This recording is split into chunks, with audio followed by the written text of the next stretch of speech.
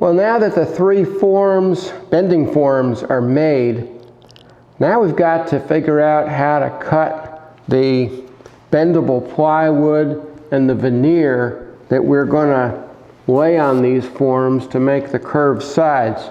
So just to refresh you, I'm working the pulpit right now, and here's a photograph of the rendering of the pulpit, and you can see that the sides curve up and the front also curves out, and also the width of the bottom of the side is less than the top of the side, and this joint here has to meet, so it gets a little bit complicated.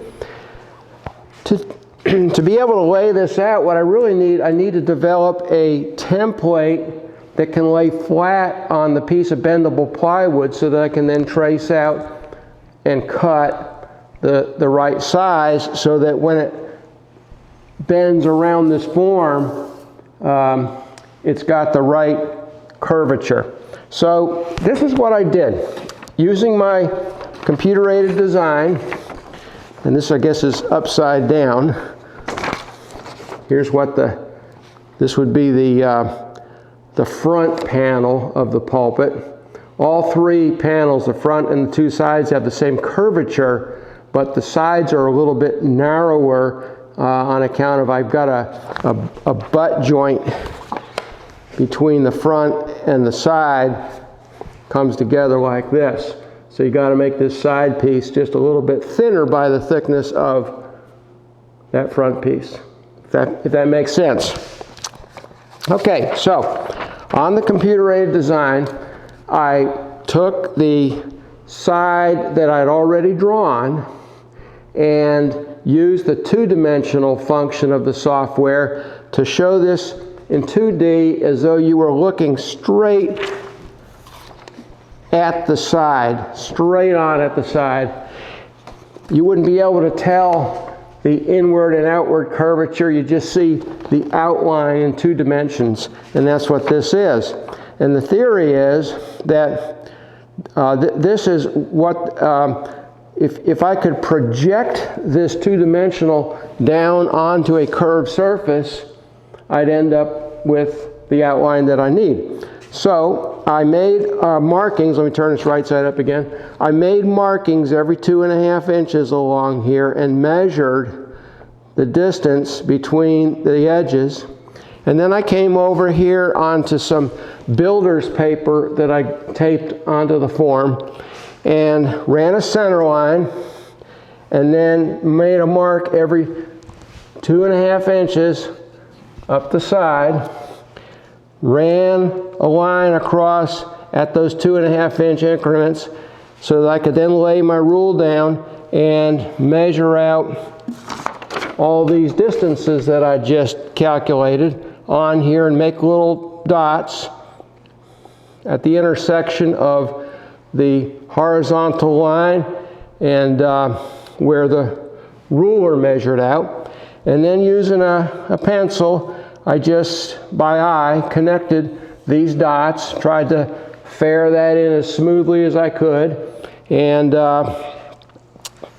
theoretically then, this inner line here should be the projection of what this side is going to be looking like. So once I finish making the actual side, if I stood it up on edge just like this is here, I ought to look at it, it ought to be just that same curves.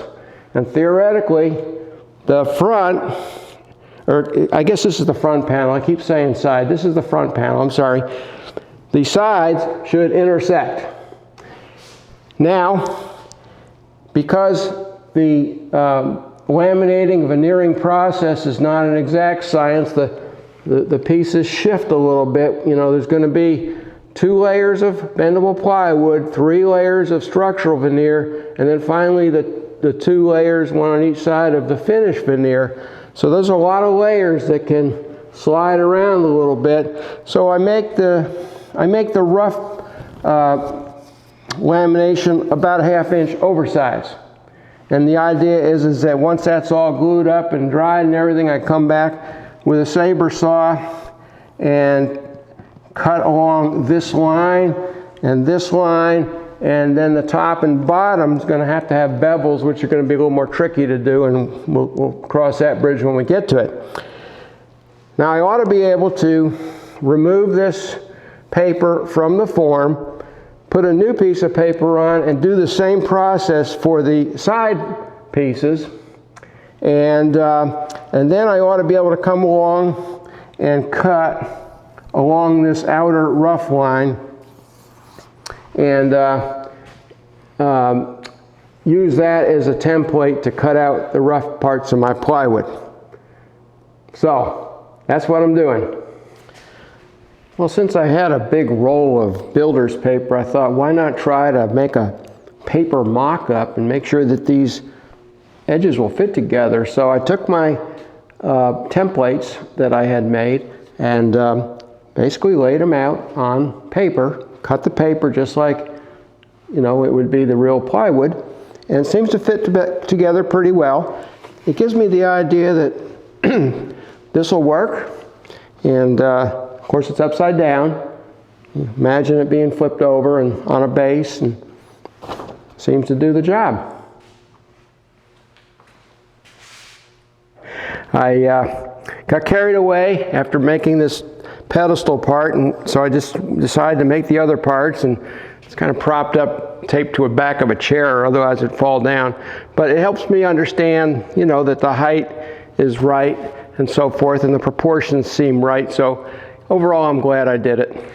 Now with the bending forms done and all the templates made, it's time to think about the actual laminations themselves. Now, as I mentioned before, the bulk of the lamination is bendable plywood. This bendable plywood is made so it bends very easily in one direction. This particular piece bends very easily across the minor dimension, but doesn't bend at all really in the long dimension. So we will cut our pieces so that the vertical direction of the actual end piece is in this direction, because we want them to sweep out like this. Now, what I do is I use a couple of layers of this, and between each layer I will laminate some plain veneer. I just got a little scrap of veneer here, but I'll laminate it such that the grain of the veneer is across this piece of plywood. And what that does is when the glue dries, it tends to hold the plywood in the shape that you bent it. I'll use a layer in the middle, and I'll use a layer on top and bottom. So this will end up being 5 plies that I will laminate in addition to the existing plies that are already in this material. When we're all done gluing, you know, a layer of veneer between, a layer on top and bottom, and then the show veneer top and bottom, we're going to be about 3/4 of an inch thick. This stuff is about 25 thousandths of an inch thick, so 5 layers of that is almost an, you know, I just measured some, it's almost 1/8 of an inch. So, and it'll be very strong.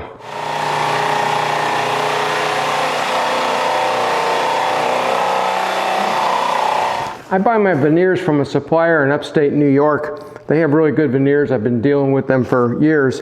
First time I ordered veneer from them, I'd never ordered veneer before, and I wasn't exactly sure what was going to show up, because these are usually 10-foot lengths. And I was kind of expecting this big 10-foot box to show up, and when a box like this showed up, I was really surprised. Well, it turns out when you ship veneer, you roll it. So if I can just, I may have to actually split this box.